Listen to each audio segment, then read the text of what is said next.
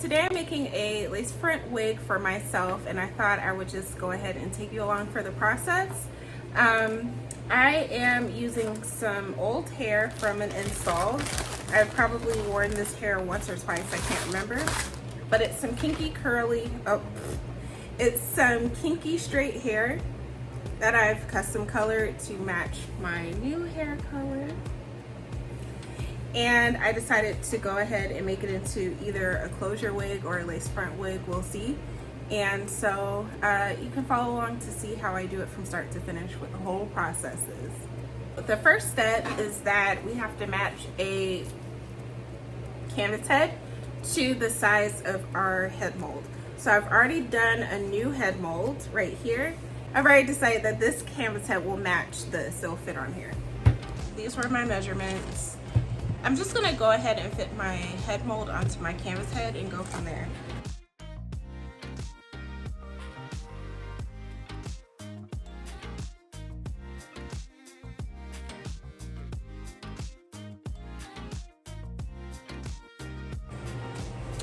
Now, you know that your head mold is fitted to your canvas head properly when everything is kind of smooth all the way around. So it's laying flat and smooth against the canvas head. And now we just have to fill the inside with polyfill. Before we can fill the inside with polyfill, we have to adhere the head mold to the canvas head. So a lot of times I will pin it down, but today I'm just gonna use some clear tape. Okay, so now that's completely taped down all the way around. And it's time to fill the inside. Here is the type of polyfill I use. I don't have a particular brand. It's basically this soft polyfill. I get mine from Michaels and Joanne Fabrics. Okay, so I'm just gonna put this right down here next to me on the floor so I can get to it easy. A few other things, I would suggest using scissors. I have these bigger ones and the little crane scissors. And this actually came inside that polyfill, and it's just a pusher, but I also use this one. So what I like to do is start in the back where the majority of the filling needs to happen. So what I do is also I use a Sharpie, okay? Here's a little tip, and wherever I'm gonna cut, I will draw a line with Sharpie so I connect it back again later. And I'm just gonna also put a little piece of tape over where I just drew that to kind of reinforce it, okay? I'm not changing the shape of that. So as you can see, I drew like a little line, and now I'm gonna cut with the scissors across the line so that later I can rejoin it back together.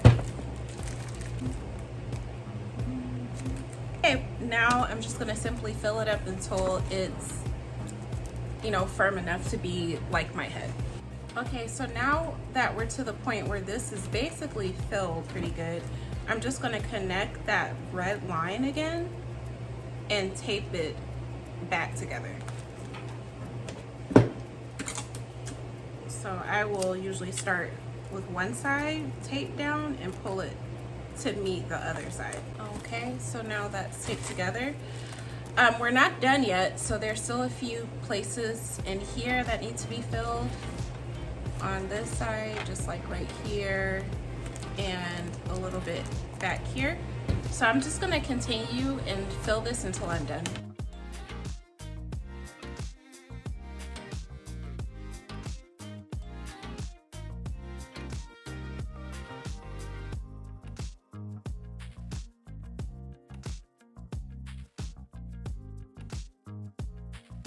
So now that I've finished patting out and blocking my head mold, I'm ready to start building my foundation. So I think I'm gonna do kind of like a hybrid closure frontal situation. I don't need my frontal to come all the way down. I just want it to cover like my temples, I think. So I've kind of drawn this here. I've indicated with the blue marker where I want the lace in the front to stop, and then I'm gonna bring it in a little bit to here, and then back all the way to this little blue mark right here. So it's about 6 by 6, but the parting area is going to be like 4 inches, if that makes any sense. So I'm going to go ahead and build that, and then I'll show you what's next. Okay, so I just went through my stash and I decided to just use some scraps to make the foundation. And then I'm also going to use this honeycomb primarily where I'm sewing the wefts at.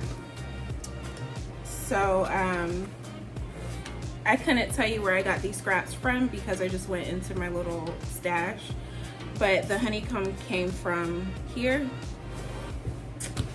And yeah, I'm just gonna do that and I'll show you some of the process. Almost forgot, so first I'm gonna go ahead and design my cap on here.